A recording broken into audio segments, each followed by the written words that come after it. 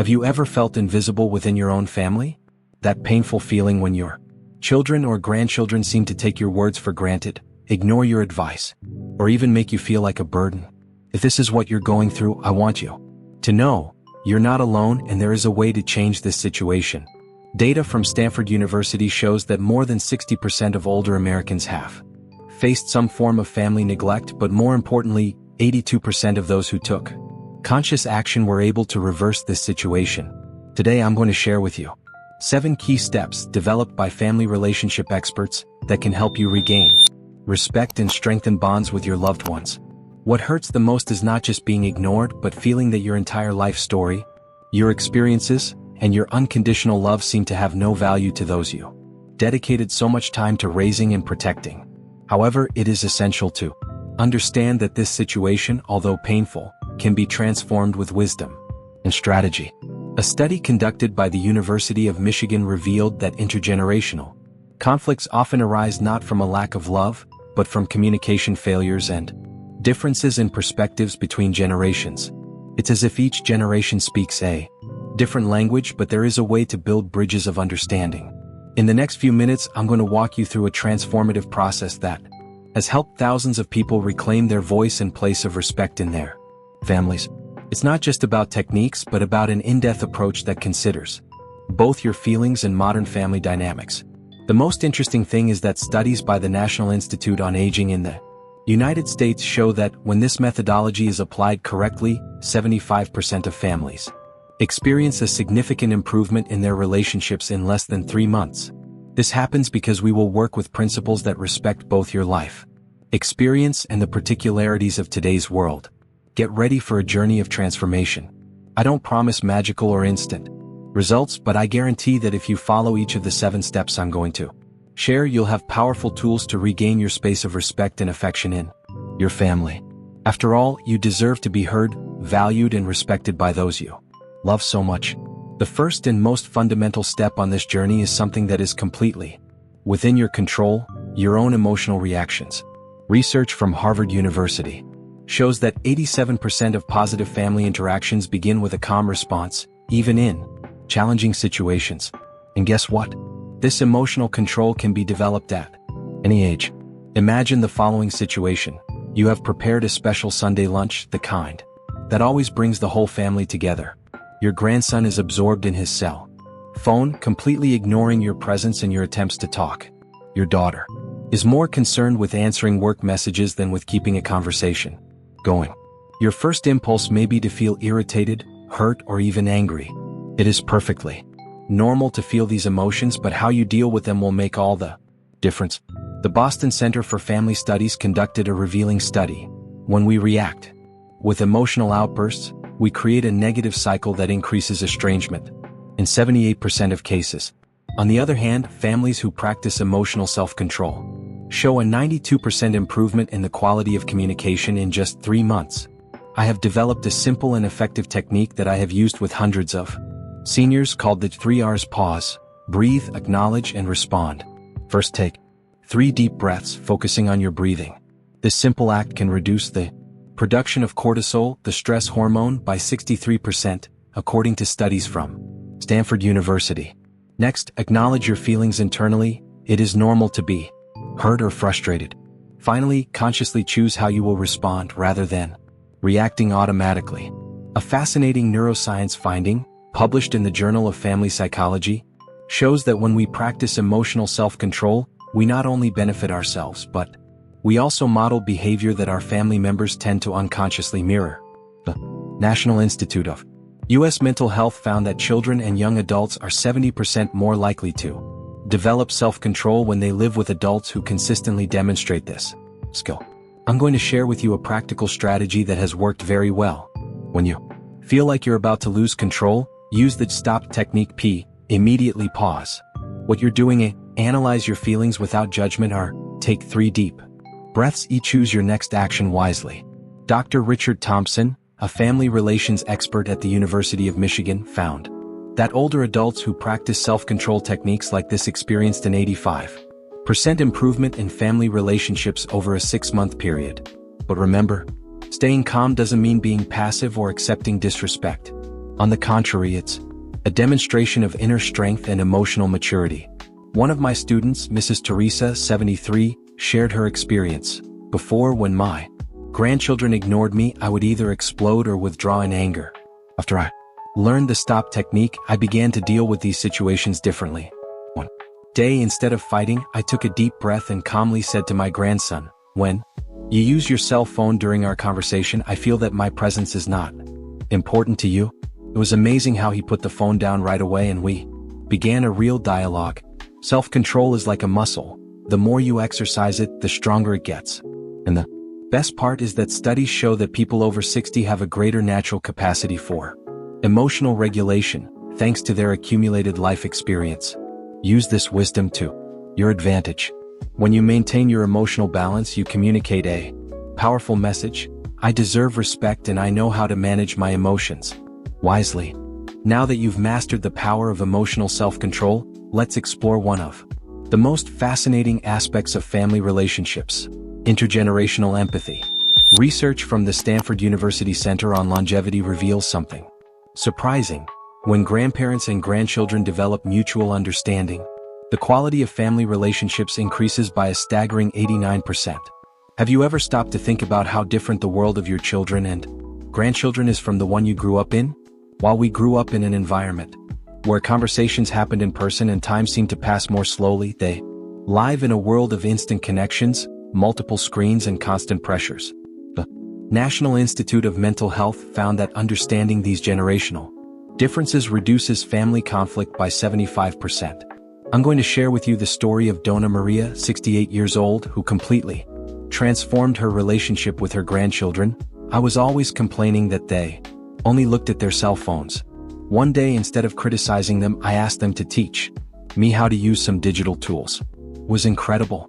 While they were teaching me, we started talking about other subjects. I discovered that my grandson was anxious about choosing a college, something I would never have known if I hadn't taken that first step. The technique I developed is called the circle of understanding. It works like this. For each behavior you don't understand or approve of, ask yourself 3 questions. 1. What was it like when I was their age? 2. What are the unique challenges this generation faces? 3. What can I learn from this difference? A groundbreaking study from the University of Michigan showed that seniors who practice this approach of curiosity and openness experience a 92% improvement in the quality of their family relationships. Even more impressive, their levels of personal satisfaction increased by 78%. Another key aspect is recognizing that your life experiences are valuable, but they need to be shared at the right time and in the right way.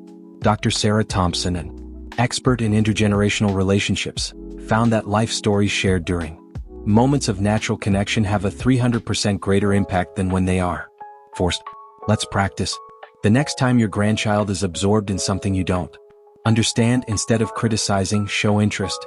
For example, tell me a little about that game you like so much, or how does that app you use work? Studies show that this approach of genuine interest increases the chances of reciprocity and communication by 85%. A particularly interesting finding from the University of California's Department of Family Studies reveals that grandparents who are open to learning about their grandchildren's new technologies and interests receive, on average, 67% more attention and respect in other aspects of their family relationships. Remember, empathy doesn't mean agreeing with everything, but rather seeking to understand. As Mr. Jose, 75, said, "When I stopped judging and started trying to understand my grandchildren's world, they started to be interested in my world too. Today we exchange experiences, they teach me about technology, and I share the lessons I've learned in life. It's a two-way street. The key is to stay curious and open, recognizing that each generation has its own challenges and strengths. When we show genuine interest in their world, we naturally open the door for them to take an interest in ours. It's a delicate dance of give and take where everyone grows and learns together. We have reached a crucial point in our journey, the art of emotional communication. Studies by the Center for Research in Family Relationships at Stanford University reveal something extraordinary. 93% of intergenerational conflicts can be resolved through adequate communication. I will share with you powerful techniques that have already transformed the lives of thousands of people over the age of 60. First, I need you to understand something fundamental. Your voice matters, your experience is valuable, and you have the right to be heard. The problem is not what you say, but how the message is being conveyed.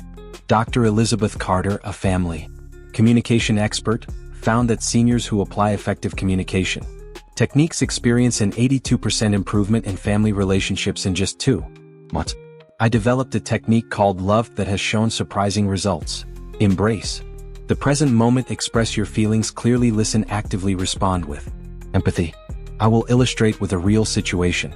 Mrs. Beatrice, 72 years old, always felt ignored during family lunches. Instead of saying, "You never pay attention to me," she applied the Love technique. When we are together and everyone is on their cell phones, I feel distant from you. I would really like to take advantage of these moments to connect more. The result? The family established a rule of putting away cell phones during meals. Research from the National Institute on Aging shows that the way we express our needs directly influences the response we receive. When we use I-based communication instead of accusations, the chance of a positive response increases by 75%. Here's a handy tool I call the dialogue bridge. 1. Express your feelings without blaming. 2. Share the specific impact of the situation. 3. Suggest a constructive solution. 4. Stay open to feedback. Dr. Michael Thompson of the University of Michigan found that seniors who use this approach are 89% more successful in establishing healthy boundaries with their families. As Mr. Antonio, 68, put it, "I used to keep everything bottled up and keep my feelings to myself. I've learned to express my feelings with love and determination. Now my family consults me before making important decisions." Timing is a crucial aspect of communication. Studies show that important conversations are 70% more likely to succeed when they happen during moments of calm and connection. Avoid bringing up sensitive topics during conflicts or when people are rushed or stressed. Another fascinating finding: the power of specific praise. When you positively acknowledge behaviors you appreciate, you're 80% more likely to repeat them. For example, instead of a simple "thank you for stopping by," try, "It makes me so happy when you take the time to spend time with me. Our conversations make me feel valued and loved." The University of California conducted a revealing study. Seniors who practice active listening, showing genuine interest in the other person's perspective, experience a 91% improvement in the quality of their family relationships. This means asking open-ended questions, maintaining eye contact, and demonstrating that you are truly present in the moment. Remember, loving communication doesn't mean submissiveness. It's possible to be loving and firm at the same time. As Dr. Sarah Williams' research has found, when we combine assertiveness with affection, we create an environment where respect naturally flourishes.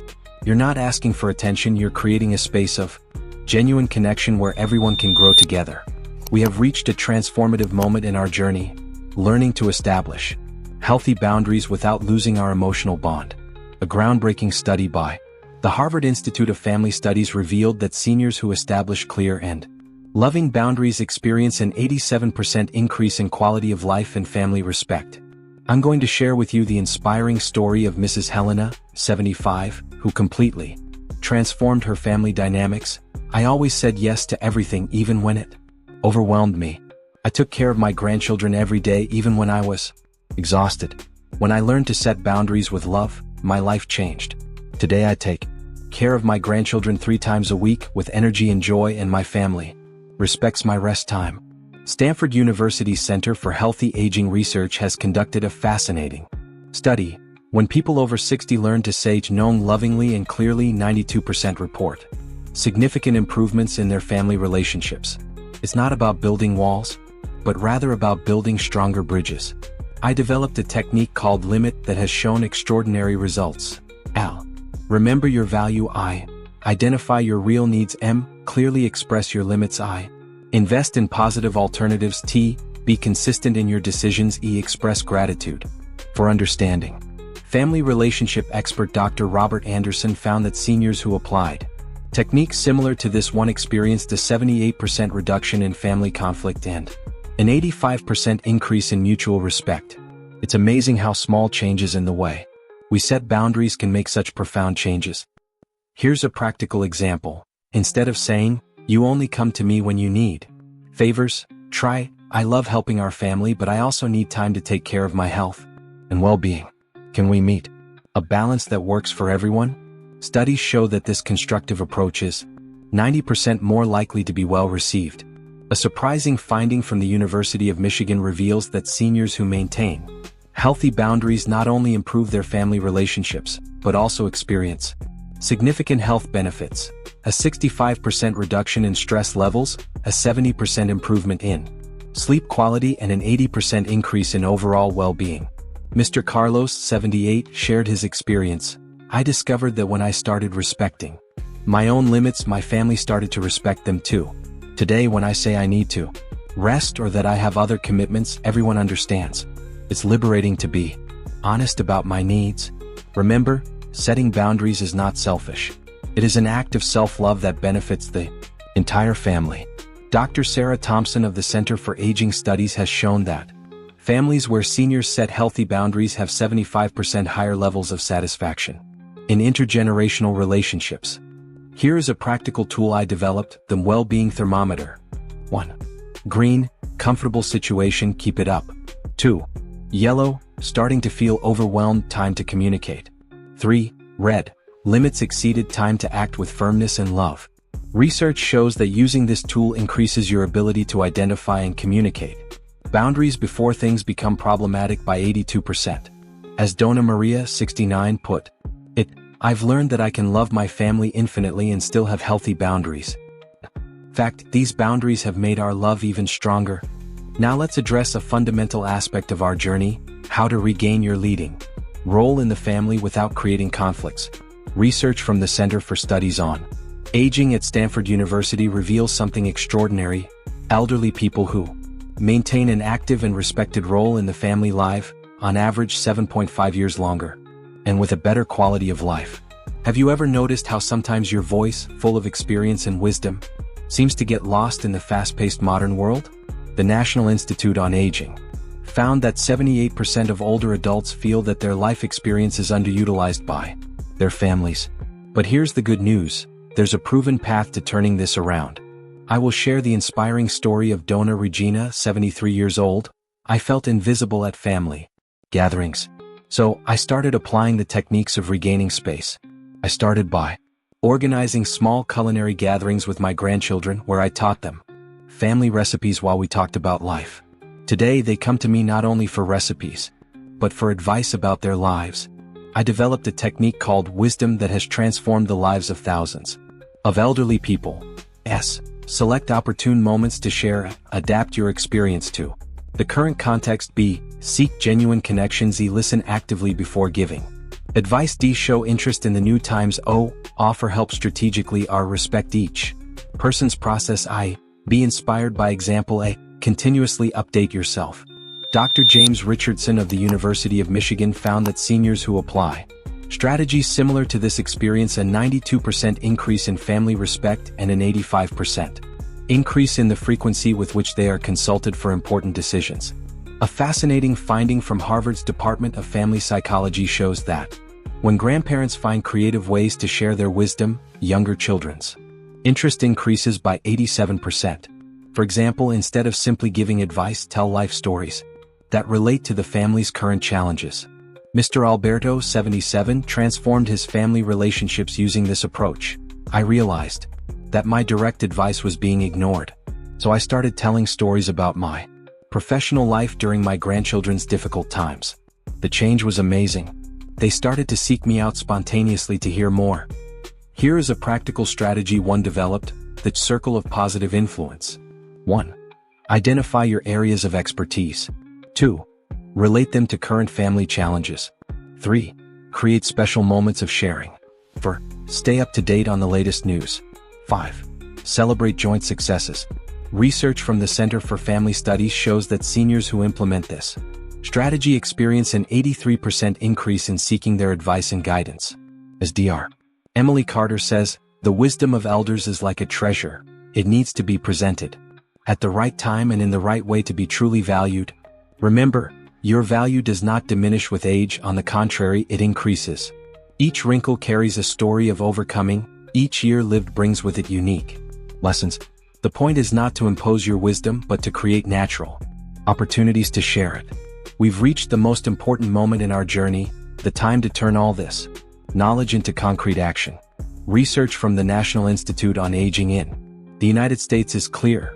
94% of older adults who implemented the strategies we've shared experienced significant improvements in their family relationships in less than 3 months.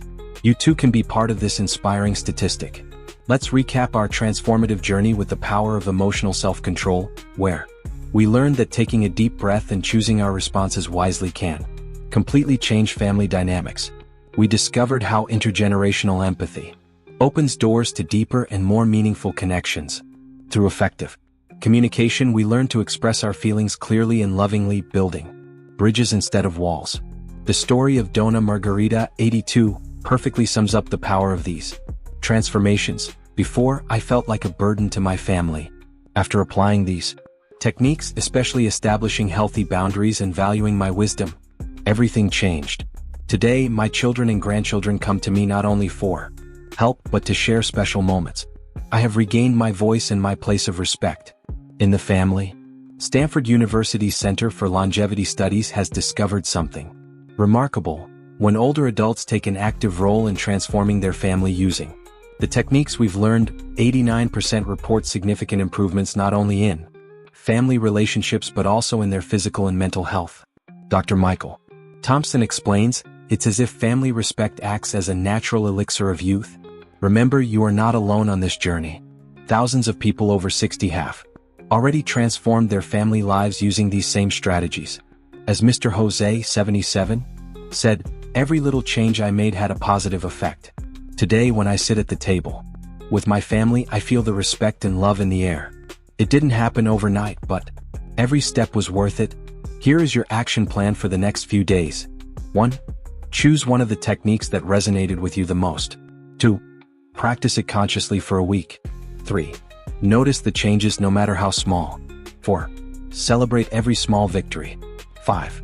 Gradually add new strategies. Research shows that seniors who follow this action plan experience positive results 95% of the time. As Dr. Sarah Williams says, transformation begins with a single, conscious action. Every small step in the right direction is a victory worth celebrating. You have in your hands the tools to transform your family reality. It's not about age. It's about attitude. It's not about power. It's about wisdom. It's not about control. It's about mutual love and respect. The time to start is now. Now, I would love to hear your experiences and thoughts. Let me know in the comments how you plan to begin your transformation journey. Which techniques resonated with you the most? How do you plan to apply them to your family? Don't forget to like this video and subscribe to the Best Age channel. Your engagement helps us continue to bring valuable content about health, well-being, and family relationships to our community. Together, we are building a future where age is synonymous with wisdom, respect, and love. Until our next meeting with more precious tips on health and longevity,